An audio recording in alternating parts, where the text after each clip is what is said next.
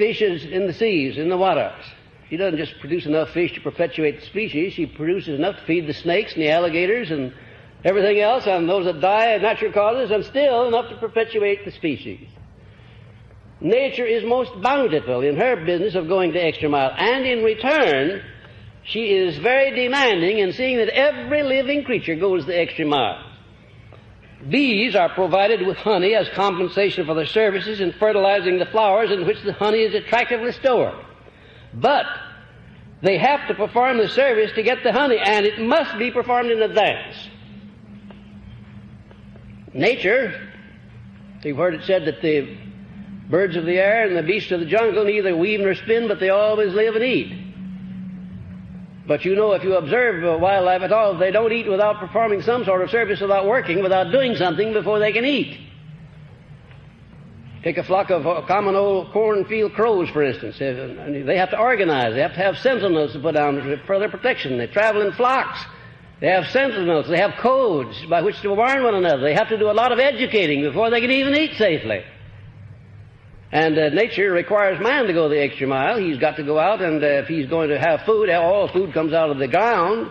And if he's going to have food, he's got to plant seed. He can't live entirely on what nature plants. Not in civilized life he can't, at least. Over on the islands where some places where not civilized, I suppose they depend on eating raw coconuts and what have you. But in civilized life, we have to plant our food in the ground. We have to clear the ground first. We have to plow it. We have to harrow it. We have to fence it. We have to protect it against predatory animals and so forth. And all of that costs labor and time and money. And all of that has to be done in advance, or you're not going to eat. I wouldn't have any trouble at all selling this idea that nature makes everybody go the extra mile to a farmer. He knows that, beyond any question of a doubt. He knows every minute of his life that if he doesn't go the extra mile, he doesn't eat. He doesn't have anything to sell. A new employee, for instance, going into a new job, can't come right in immediately and start going the extra mile and immediately demand top wages or the best job in the place. You just don't. It doesn't work out that way. You have to establish a record, a reputation. You have to get yourself recognized and received in this business of going the extra mile before you can begin to put pressure on to get compensation back. As a matter of fact, if you go the extra mile in the right sort of mental attitude, the chances are 1,000 to 1 you'll never have to ask for compensation according to the service you rendered, because it'll be tendered you automatically in the way of promotions, in the way of increased salary. And throughout the whole universe, everything has been so arranged through the law of compensation, so adequately described by Emerson, that nature's budget is balanced, so to speak. Everything has its opposite equivalent in something else. Positive and negative in every unit of energy. Day and night, hot and cold, success and failure, sweet and sour, happiness and misery, man and woman. Everywhere and everything one may see the law of action and reaction in operation. Everything you do, everything you think, every thought that you release causes a reaction. If not on somebody else, on the person releasing the thought. Because you never, as a matter of fact, when you release a thought, you're not through with it.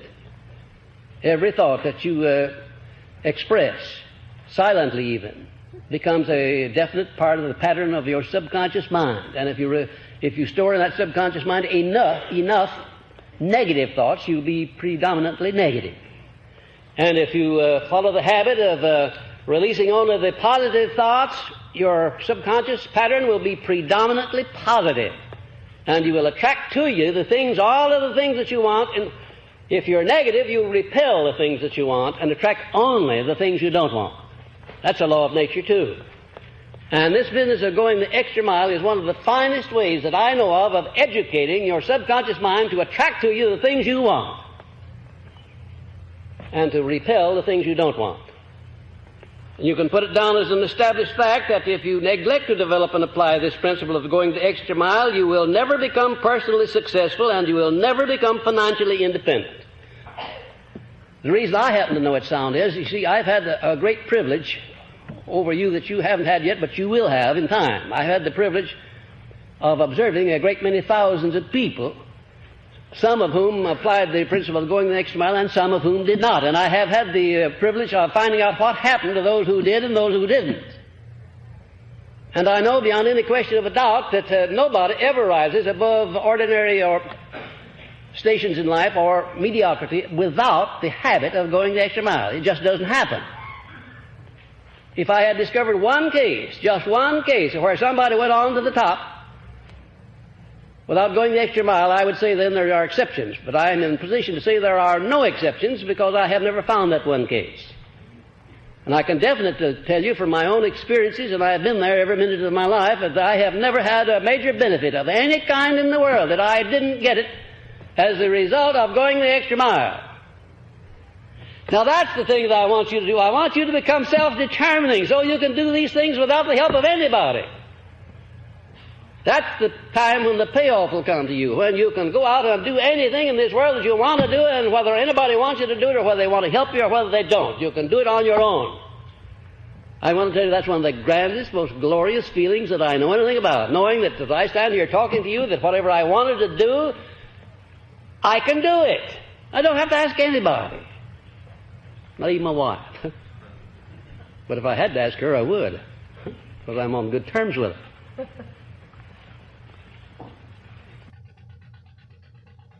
Then here's a little item now that's not to be sniffed at. Peace of mind that I got out of all this work, coming out of those 20 years of going the extra mile. Do you have any idea, ladies and gentlemen, how many people there are in the world at any one time who are willing to do anything for 20 years in succession without getting something back out of it? Do you have any idea how many people there are in this world who are willing to do something 3 days in succession without being sure they're going to get something out of it? No. You'd be surprised if you found out how few there are. You'd be surprised. And overlooking one of the grandest opportunities that a human being could possibly have, especially here in this country of ours where we really can create our own destiny, where we can express ourselves in any way that we want to. Speech is free, activities are free, education is free.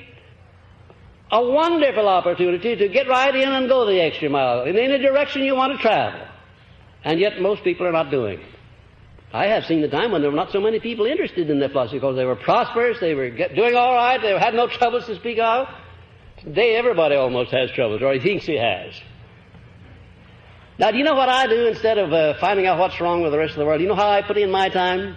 Find out what's wrong with him. Yes, I try to find out what I can do to correct this guy here. That I have to eat with him, I have to sleep with him, I have to shave his face every morning, I have to wash his face, I have to give him a bath now and then. Why, you have no idea how many things I have to do for him. And I have to live with the guy 24 hours a day. So I put in my time trying to improve myself, and through myself trying to improve my friends and my students by writing books and by delivering lectures and by teaching and in other ways. And it pays off very much better than it would if I sat down and took the old Trib or any of the other papers and read all of the murder stories, all of the divorce scandals and everything that blazoned across the pages every day. So I'm still talking about this fellow Napoleon Hill who didn't have sense enough not to decline Andrew Carnegie's offer to work 20 years for nothing. In his declining years will be years of happiness because of the seeds of kindness and help sown in the hearts of others. That's a wonderful thing. If I had my life to live over again, I'd live it just exactly the way I have. I'd make all the mistakes I have made. I'd make them at the time in life when I made them, back early, so I'd have time enough to correct some of them. And that period during which I would come into peace of mind and understanding would be in the afternoon of life, not in the forenoon. Because I could stand it. I can take it. When you're young, you can take it.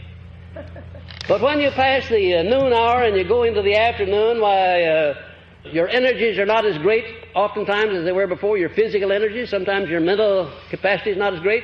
And you can't take as much trouble as you can in your days of youth. And you haven't got so many years left to correct the mistakes that you make. So, to have the tranquility of the peace of mind that I have today in the afternoon of life is one of the great joys that has come out of this philosophy. And if you ask me what has been my greatest compensation, I would say that's it. Because there's so many people at my age, and even much younger than I, who haven't found peace of mind and never will. They never will. Because they're looking for it in the wrong place. They're not doing anything about it. They're expecting somebody else to do something about it for them. And that peace of mind is something that you've got to get for yourself. You've got to earn it, first of all. As to how anybody can get peace of mind. And you'd be surprised where you have to really start looking for it. Not where the average person is looking for it, out there in the joys of what money will buy, out there in the joys of recognition and fame and fortune and what have you, not there. But in the humility of the one individual's own heart. I get peace of mind mostly in that third inner wall that I described to you, where the wall is as high as eternity, where I go in for meditation many times each day. There's where I get my real peace of mind. Now, I can always withdraw into that inner wall, cut out every earthly influence, and commune with the higher forces of the universe. What a grand thing that is. And anybody can do that. You can do that. When you get through this philosophy, you'll be able to do anything you want to do, just as well or better than anything that I can do. And I'm hoping, incidentally, that every student that I turn out will eventually excel me in every way that I know possible. Maybe in writing books. Maybe you'll take up where I left off and write better books than I wrote. Why not? I haven't said the last word in my books, nor in my lectures, or in anything else.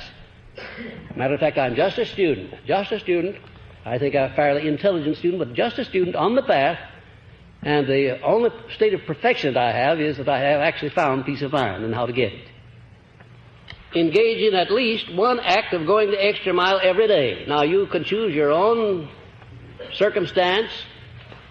If it is nothing more than telephoning an acquaintance and wishing him good fortune. You'll be surprised what will happen to you when you begin to call up your friends that you have been neglecting for some time and just say, well, hello, you were on my mind. I was thinking about you. I just wanted to call up and say, how do you do? And I hope you are feeling as good as I am. You'll be surprised what that'll do to you and what it'll do to the friend, too. And it doesn't have to be a close personal friend. It just has to be somebody you know. Or you may relieve some friend from duty for half an hour or so, or have some neighbor send over his children while he attends the movies, or you might do a little babysitting for one of your neighbors.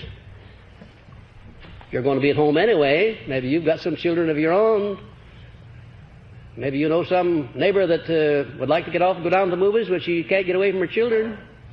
Oh, I know, the children are noisy, and they probably fight with your children. But if you're a real diplomat, you'll keep them apart. She'll be under obligations to you, and you'll feel that you've really been kind by helping out somebody who otherwise wouldn't have had a little freedom. So, it'd be a nice thing for some of you people who don't have any children to say, well, good day, come over and babysit for you while you go out. Why don't you and your husband go on a little courtship, go out to the movie, go to a show, and let me come over and babysit for you? Well, of course, you have to know your neighbors pretty well in order to do that. Certainly, most of you would have some neighbor that you could approach on some such basis as that, and they wouldn't think you were crazy.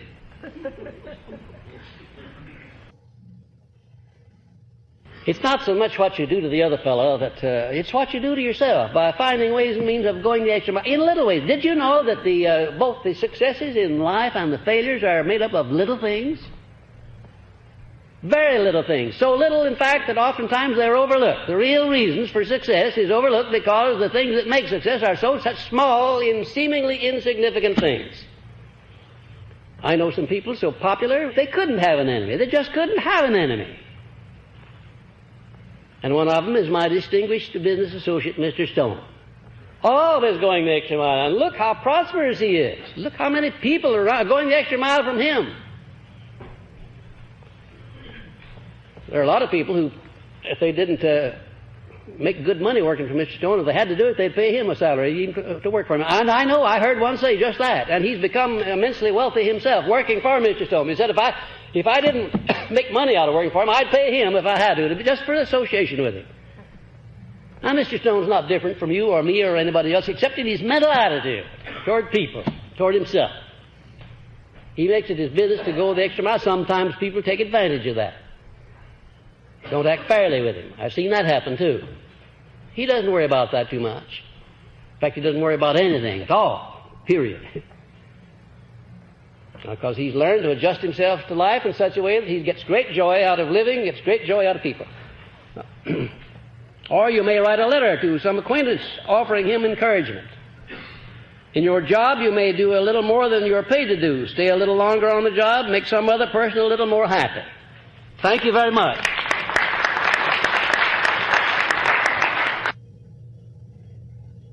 I want to introduce you to the most wonderful person in the world.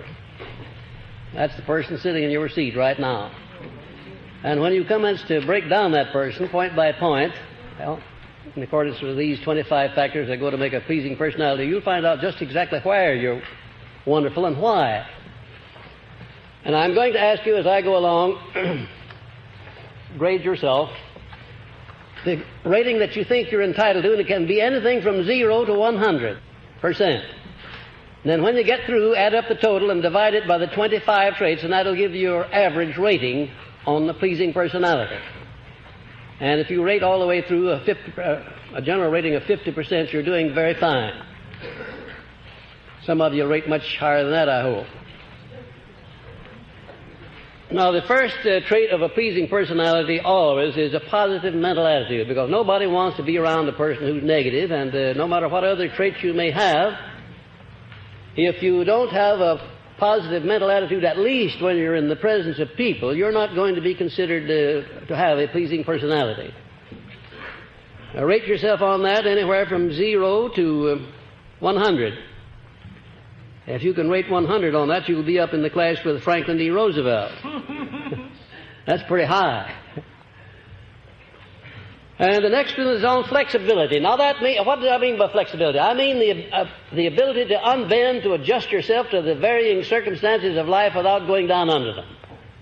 You know, there are a lot of people in this world who are so stayed in their habits and in their mental attitude that they cannot adjust to anything that's unpleasant or anything that they don't agree with. Do you know why Franklin D. Roosevelt was one of the most, if not the most popular president we've had in our generation? Because he could be all things to all people. I've been in his office when senators and congressmen would come in there ready to cut his throat, and they'd go out singing his praises.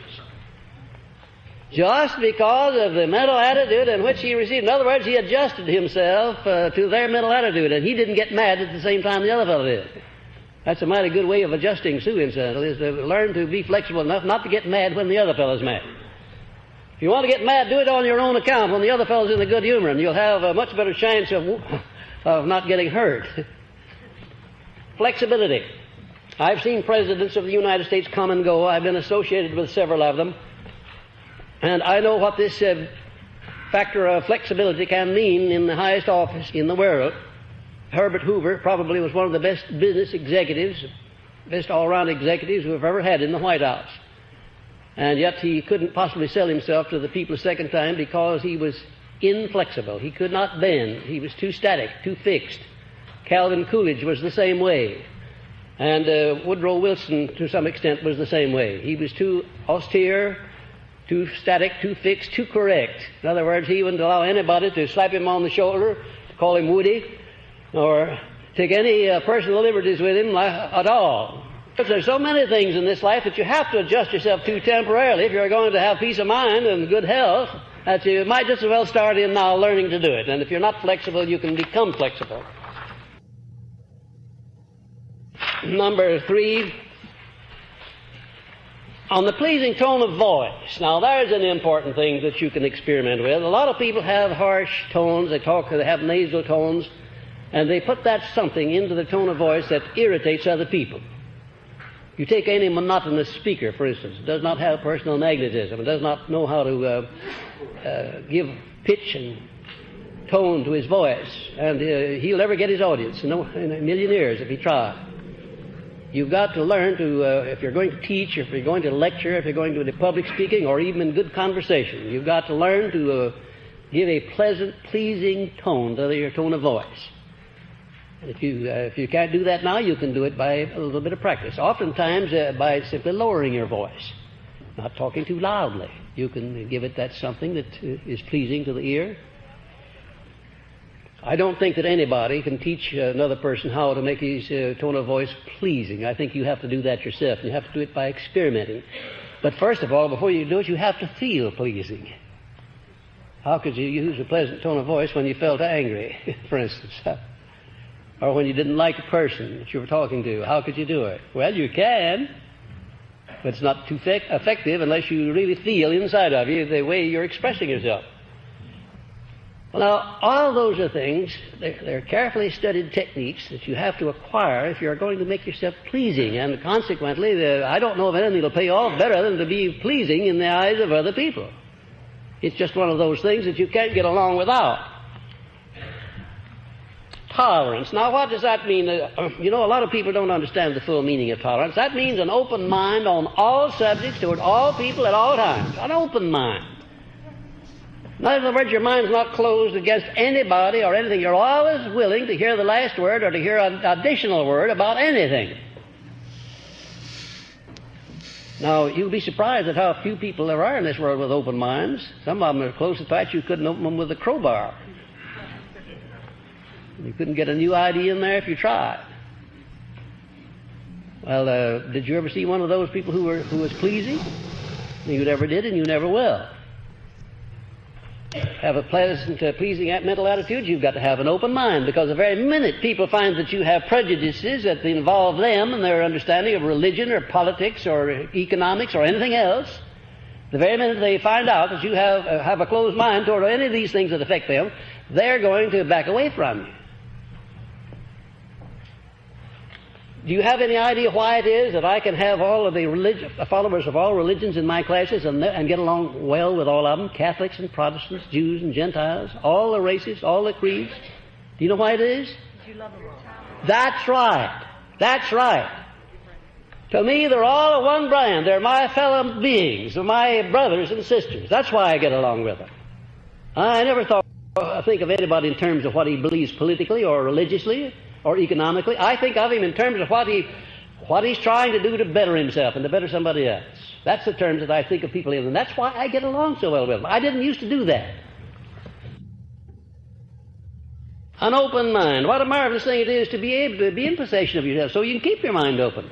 And if you don't keep it open, you're not going to learn very much. If you have a closed mind, you'll find that you'll miss out on a lot of information, a lot of facts that you need that you couldn't get without an open mind. And then something that does to you inside, to have your mind closed up against anybody or anything. Say that you have the last word. You don't want any more information. That means you've ceased to grow. The very moment you close your mind on any subject and say, that's the last word, I want no more information on it, then you cease to grow. A keen sense of humor. Now, what I mean by keen sense of humor is you have to have a disposition. If you don't have it, you have to cultivate it so that you can adjust yourself to all of these unpleasant things that come along in life without taking them too seriously. I think I told you about the motto that I saw in the office of Dr. Frank Crane once. It impressed me very much, and especially finding it in the office of a preacher. It said, don't take yourself too damn seriously. And he explained to me what that word damned mean. He said it meant just exactly what it said. If you take yourself too seriously, you are damning yourself. Well, that's obvious, isn't it? Yes. So it wasn't a profane word after all. And I liked it. I like it. I still like it. I think it's a good motto for anybody, not to take himself too seriously.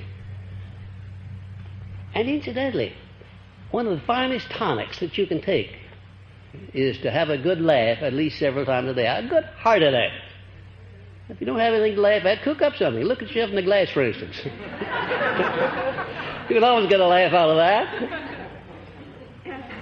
And you'd be surprised at how it'll change the chemistry of your mind right while you're doing it. And if you've got troubles, why, they'll melt away and they won't seem near as big when you're laughing as when you're crying. Keen sense of humor. What a marvelous thing it is. I don't know that my sense of humor is what you'd call keen, but it's alert. I can get some fun out of almost any circumstance in life. I used to get a lot of punishment out of some circumstances that I now get fun out of because I've oiled up and made my sense of humor a little bit more alert than I used to be. Then, next, the frankness of manner and speech, with discriminate control of the tongue at all times based upon the habit of thinking before you speak. Now, most people don't do that. They speak first and think or regret afterwards. What a wonderful thing it is in your conversation, for instance. If you just, before you utter any kind of an expression to anybody, figure out whether it's going to benefit the person that's listening or damage him. Whether it's going to benefit you or damage you. And if you just follow those two simple rules, I would say that half of the things that you say that you wish you hadn't said, you will never say them. if you do a little weighing and a little thinking before you open your mouth and start speaking. You know, there are a lot of people who sit their mouths going and go off and leave them, and they forget what they said because they weren't there. And they're almost always in difficulty with somebody. Frankness of manner and speech. Now, that doesn't mean that you have to tell everybody exactly what you think of him, because if you do that, you'll have no friends. But frankness, not being evasive, not engaging in double talk. Nobody likes a double talker. Nobody likes a person who's always evasive and never expresses an opinion about anything.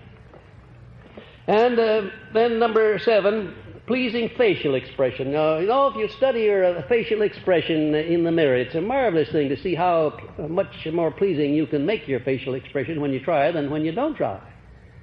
By smiling a little bit. It's a marvelous thing to learn to smile when you're talking to people. You'll be surprised at how much more effective what you say is when you're smiling than when you're frowning or when you're looking serious. That makes a tremendous difference on the person that's listening.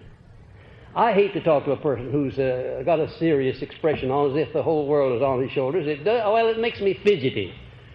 I just wish that whatever he's saying, he'd get through with it and go on. But if he limbers up like Franklin D. Roosevelt used to and gives you that old $1 million smile, why, even the most trivial thing that he says sounds like music, sounds like wisdom, because what he does to you psychologically. That smile is a marvelous thing. Don't grin at people when you don't mean it, because monkeys can grin.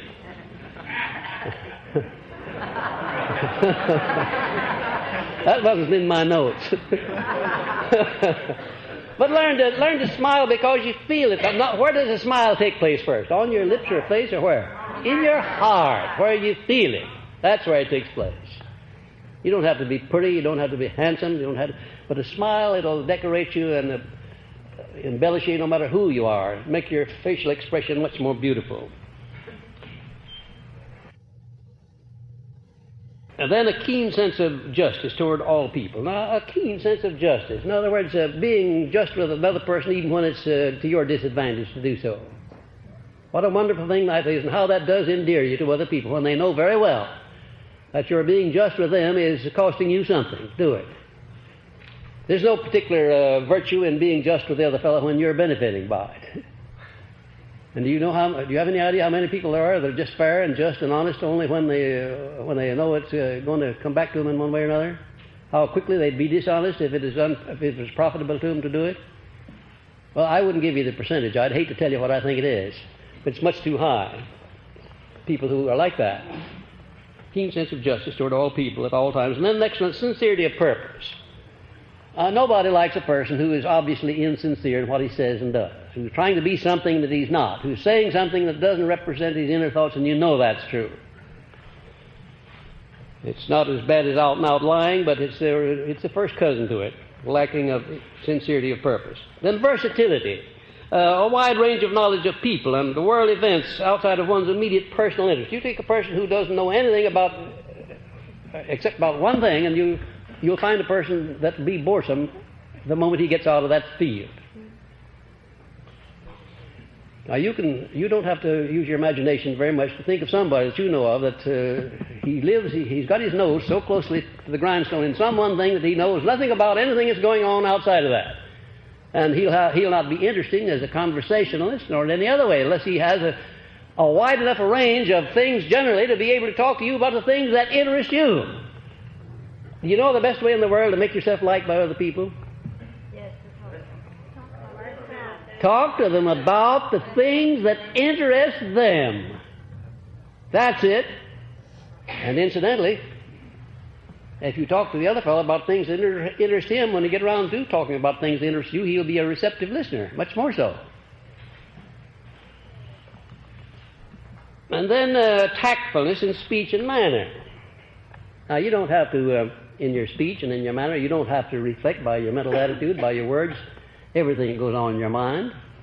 If you do that, why, you'll be an open book and everybody can read you at will. And sometimes they'll read you when you wish they hadn't. Tactfulness in your speech and in your attitude toward other people. You can always be tactful. You know, like drivers on the road when the other fellow skins your fenders, and you know how tactful they are when they jump out and run around to see how much damage is done. Maybe 10 cents worth of the paint's been knocked off, and they do $100 worth of damage cussing one another out. You know, some of these days I'm going to have the experience of seeing two fellows collide on the highway, and they're going to jump out and apologize, each one claiming it was his fault and wanting to pay the bill. And I do. I don't know what's going to happen to them, but I'm going to see that some of these days. Tactfulness. You'd be surprised how much you can do with people if you're just tactful with them. Oftentimes, instead of telling people to do things or asking them to do things, requesting them to do things or demanding them to do things, it might be very tactful and helpful if you requested them and asked them if they would mind doing things. Even though you're in authority to give them an instruction, it's still better to ask if they would mind doing certain things. One of the most outstanding employers I ever knew, never gave any of his employees direct instructions. That was Andrew Carnegie. He always asked his associates and his employees, even the humblest, if they would mind doing something for him.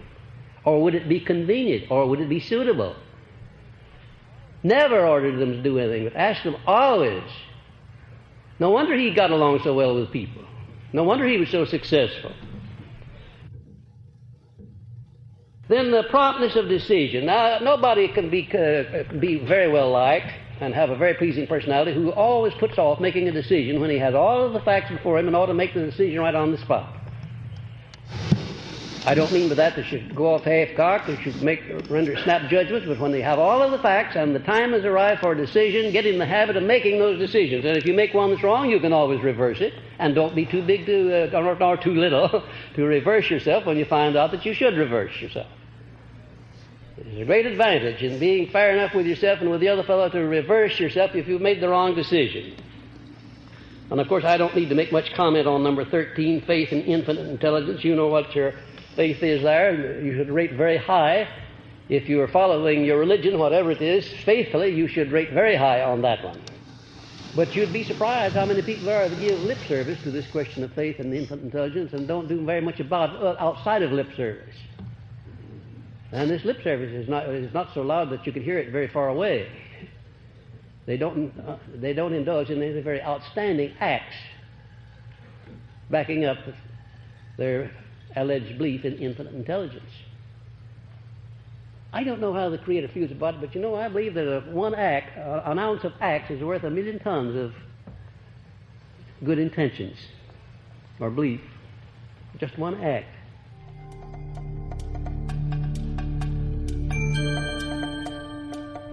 Number 14, appropriateness of words. Free from slang and wisecracks and profanity. I never saw an age when people indulge in so many wisecracks, slang statements, double talk, and all that sort of thing is now. And it may seem smart to the fellow who's doing it, but it's not smart to the fellow who's listening. He may laugh at it, but he's not going to be impressed.